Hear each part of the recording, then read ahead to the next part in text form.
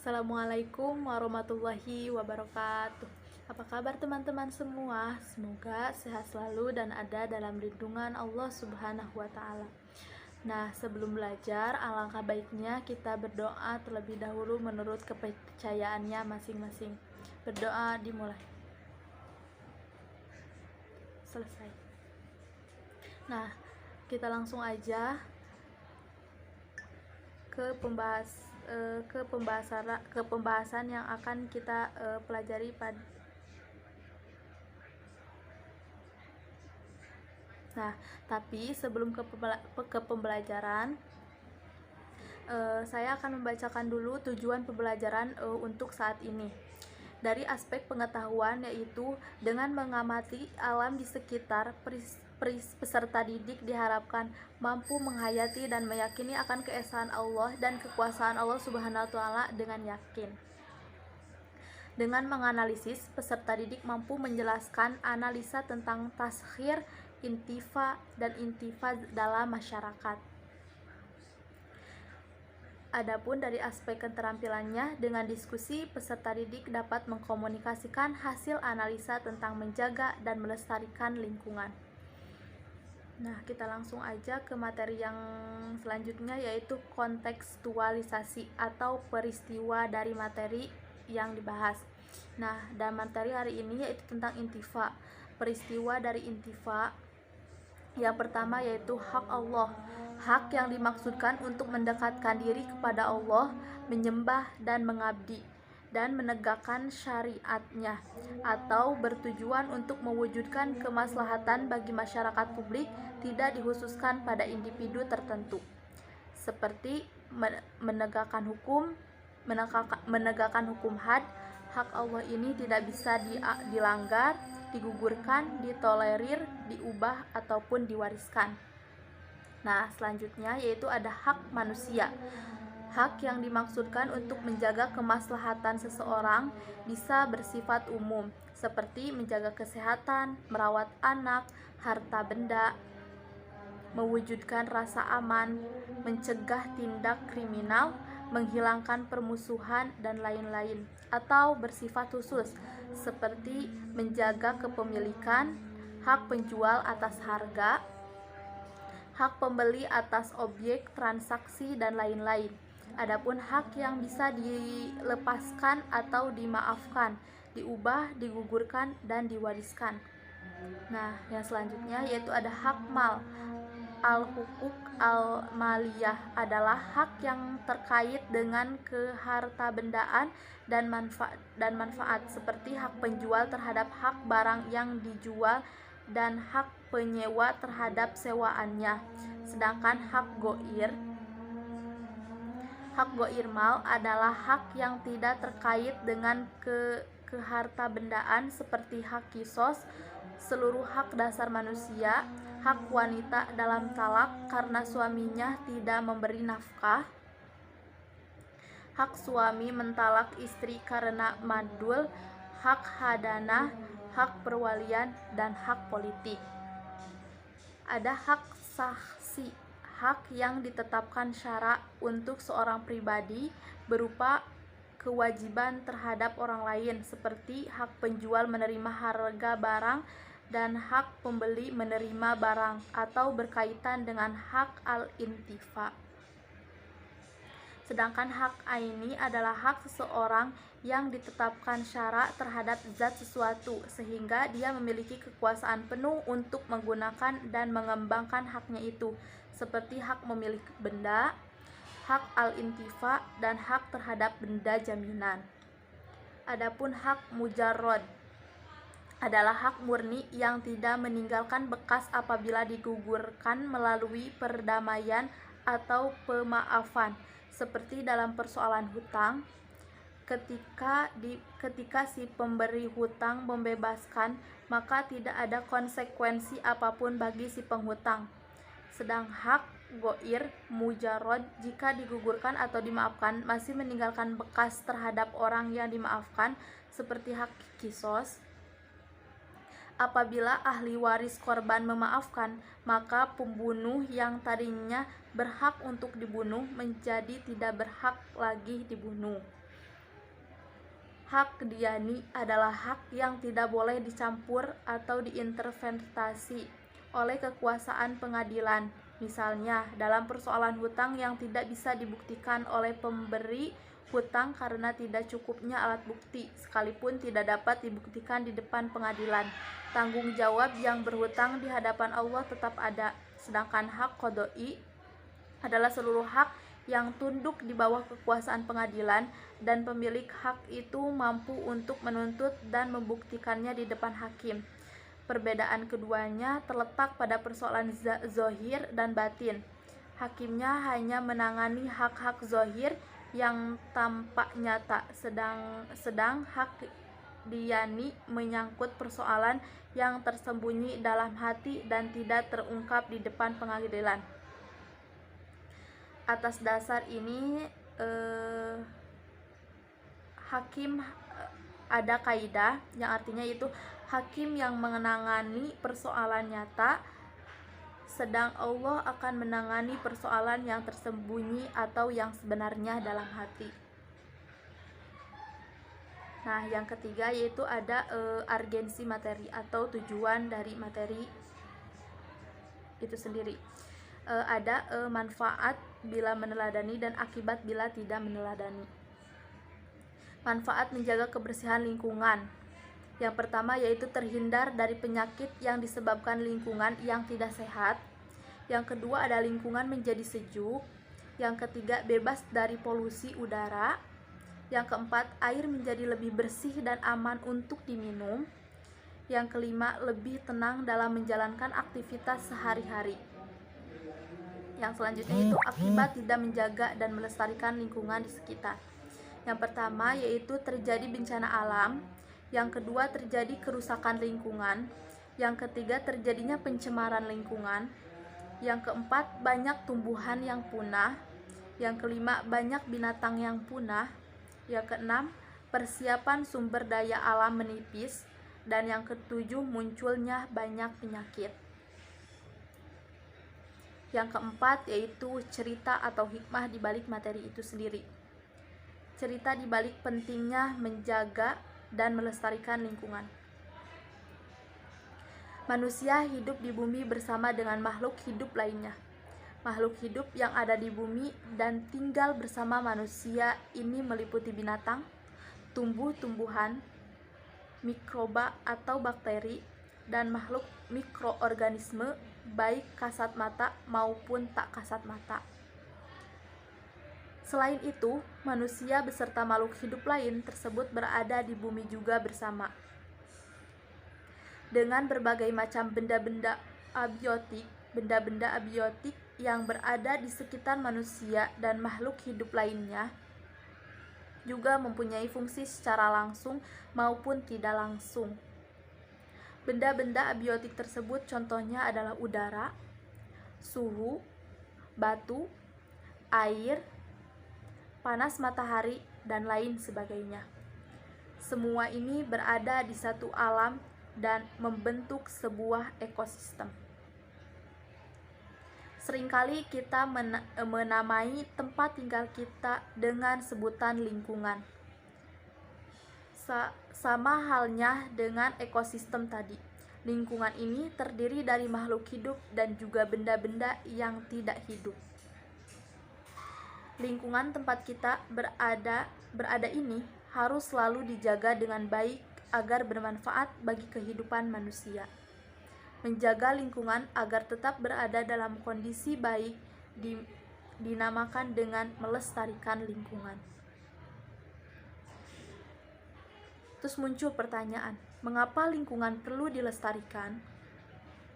Nah, jawabannya yaitu mungkin ini adalah pertanyaan umum yang tidak sering ditanyakan. Meskipun sudah sering ditanyakan, namun pertanyaan seperti ini memang harus selalu diulang agar manusia menjadi paham betapa lingkungan sangat perlu untuk dilestarikan. Lingkungan sebagai tempat tinggal manusia dan juga makhluk hidup lainnya memang harus selalu dijaga kelestariannya.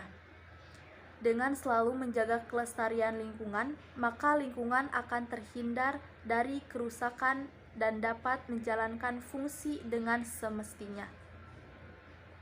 Selain itu, dengan memiliki lingkungan yang tetap lestari, maka kelangsungan hidup manusia dan juga makhluk-makhluk lainnya juga akan lebih terjamin.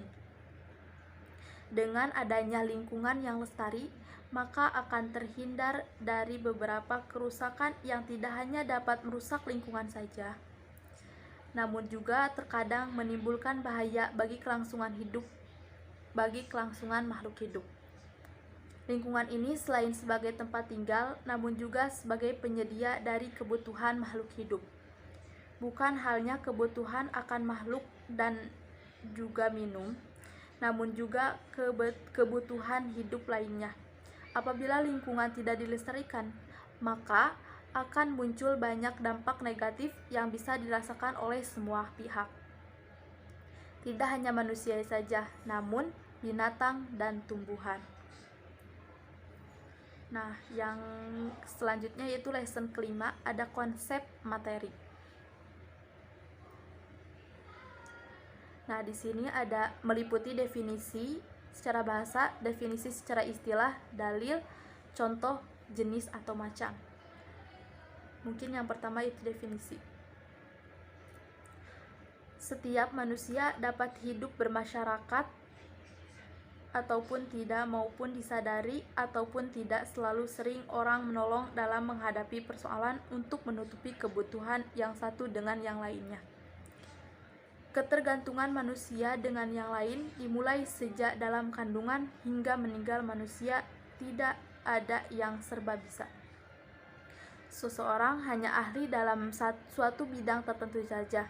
Misalkan, seorang petani dapat menanam padi atau ketela dengan baik, tetapi dia tidak mampu membuat cangkul.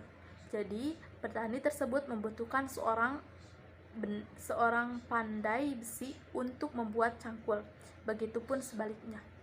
Seorang ahli besi tidak mampu untuk menanam padi, padahal makanan pokoknya adalah nasi.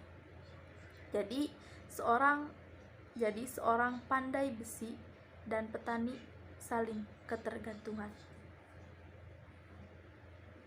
Hal yang tadi sudah dipaparkan menunjukkan bahwa setiap manusia memiliki kebutuhan yang berbeda, sehingga akan terjadi pertentangan kehendak jika tidak ada yang mengatur keseimbangan hak kehidupan sosial bermasyarakat dalam datang memberikan solusi mengenai hak-hak dalam kehidupan. Dalam agama Islam, hak-hak setiap individu dilindungi dan kepemilikan individu diakui keberadaannya sejak garis besar hak dapat dibedakan menjadi dua, yaitu ada hak maliyah dan hak ghairu maliyah. Dalam materi ini, pembahasan akan lebih menitik beratkan kepada hak maliyah atau hak yang berhubungan harta benda. Pembagian hak maliyah diantaranya adalah ada hak cipta atau hukul ibtikar, hak kepemilikan suatu harta, hak atas tanah, hakul intifa, dan hakul intifak. Ada hak al-intifak. Hal intifak adalah hak menggunakan dan memanfaatkan suatu barang demi kepentingan barang yang lain. Hak intifak ditetapkan atas suatu harta tidak bergerak demi kemanfaatan dan kepentingan harta tidak bergerak lainnya dan dimiliki oleh orang lain.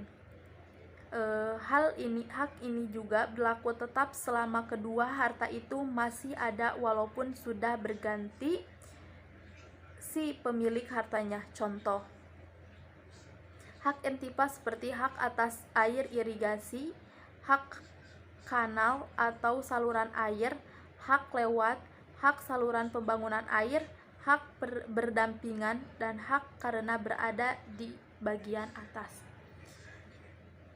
Hak atas air irigasi.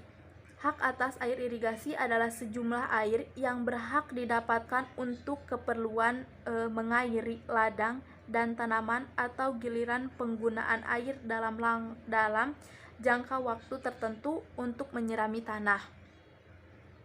Air dalam kaitannya ada 4 macam, yaitu ada air sungai umum, sumber mata air atau air kolam milik perorangan, air yang disimpan di tempat khusus seperti guci dan lain sebagainya.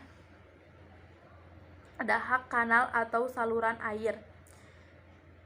Hakul masih adalah untuk menyalurkan air pembuangan rumah tangga atau comberan atau solokan ke penampungan atau saluran umum dengan mempergunakan saluran yang melintasi lahan orang lain. Hukum hakul masih sama seperti hukum hakul majra. Adapun hak intifa. Secara etimologi, hak intifa berarti menggunakan, memanfaatkan, atau memakai. Secara terminologi, para ulama fikih mendefinisikan hak intifa yaitu kewenangan memanfaatkan sesuatu yang berada dalam kekuasaan atau milik orang lain. Dan kewenangan tersebut terjadi disebabkan oleh hal yang dibenarkan syara.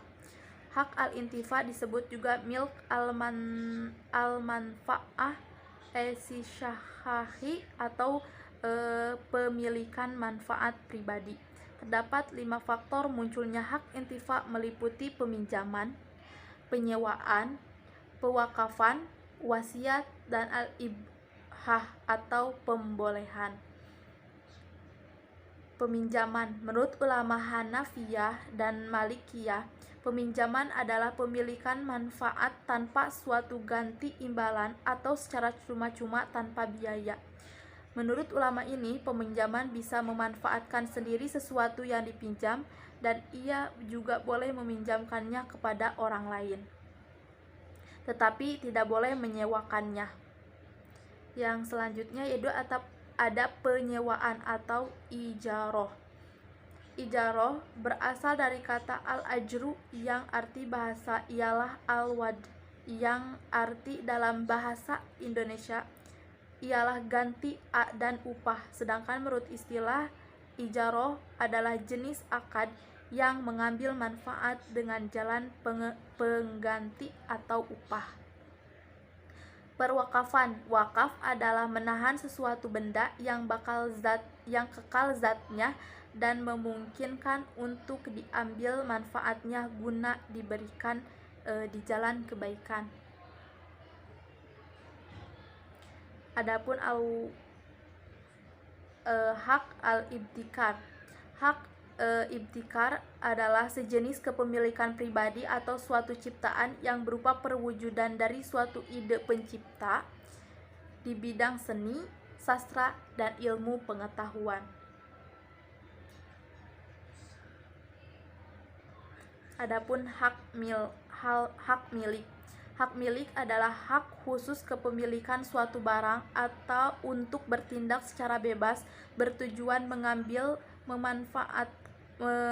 manfaatnya selama tidak ada penghalang syar'i.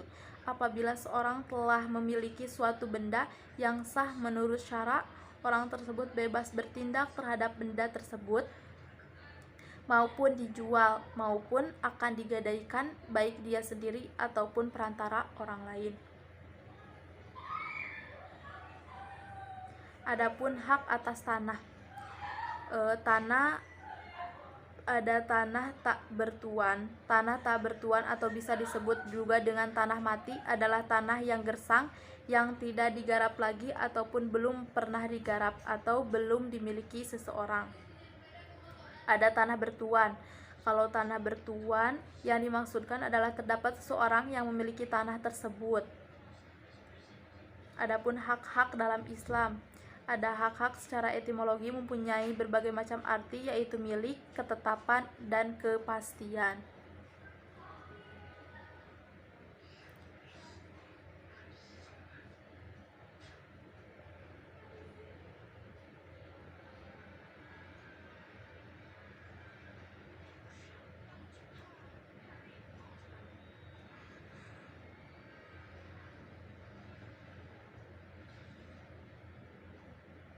Adapun berakhirnya hak al-intifa. habis masanya, terjadi kerusakan pada benda sehingga tidak memungkinkan lagi memanfaatkannya, meninggalkan pemanfaatan jika yang mati pemilik. Terus terkait langsung dengan materi-materi boleh berpindah dengan gugur jika materi hancur permanen dan mengikat pemiliknya atau syakhsi. Terkait dengan tanggung jawab orang atau mukallaf, tidak boleh dipindah tangankan, tidak dapat digugurkan kecuali pemiliknya wafat. Hak milik tadi ya sudah, secara terminologi yaitu pengkhususan seorang terhadap suatu benda yang memungkinkan untuk bertindak hukum terhadap benda itu atau sesuatu dengan keinginannya. Adapun ada 4 cara atau sebab kepemilikan harta, yaitu melalui penguasaan terhadap harta yang belum dimiliki oleh siapapun atau harta mubah, melalui transaksi dengan orang atau lembaga hukum, melalui peninggalan seseorang, hasil atau buah dari harta yang dimiliki, sifat atau tabiat pemilikan Islami, pemilikan harta secara hakiki, tidak memberi madarat kepada orang lain, untuk kepentingan masyarakat dan kepentingan pemerintah. Harta yang boleh dimiliki dan dijadikan dalam penguasaan seseorang secara khusus. Harta yang sama sekali tidak boleh dijadikan milik pribadi, yaitu harta yang ditetapkan untuk kepentingan umum seperti jalan raya. Harta yang hanya boleh dimiliki apabila dasar hukum yang membolehkannya. Adapun macam-macam kepemilikan, ada kepemilikan dibagi menjadi 2 bentuk, ada al-mil'at tam atau milik sempurna dan al-milk an-nakis yaitu milik yang tidak sempurna.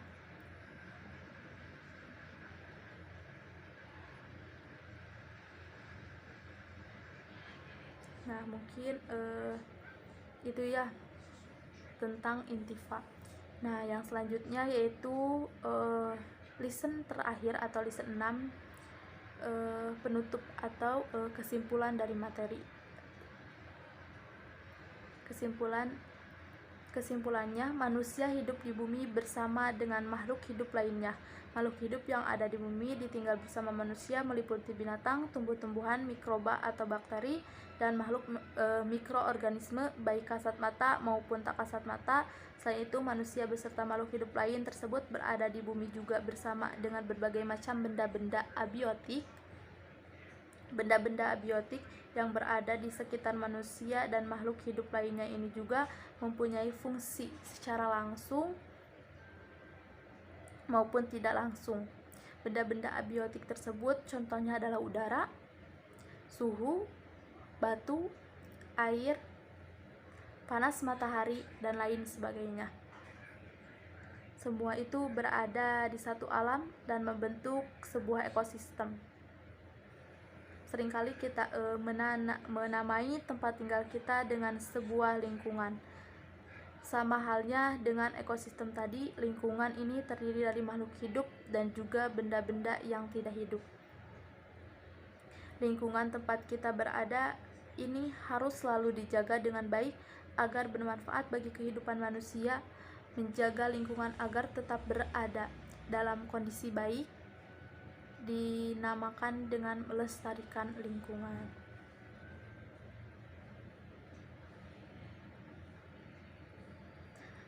Lingkungan di sekitar tempat tinggal juga harus kita jaga dan lestarikan sebisa mungkin supaya tidak terjadi hal-hal yang negatif. Jadi tetap lingkungannya bersih dan lestari terus. Hanya itu yang bisa saya sampaikan dalam materi kali ini, yaitu materi tentang intifa. Mohon maaf masih banyak kekurangannya. Semoga teman-teman sehat selalu dan apa yang materi yang sudah saya sampaikan bermanfaat untuk teman-teman semua. Tetap semangat dan jangan pernah menyerah. terus belajar mencari referensi-referensi dari berbagai materi. Terima kasih. Wassalamualaikum warahmatullahi wabarakatuh.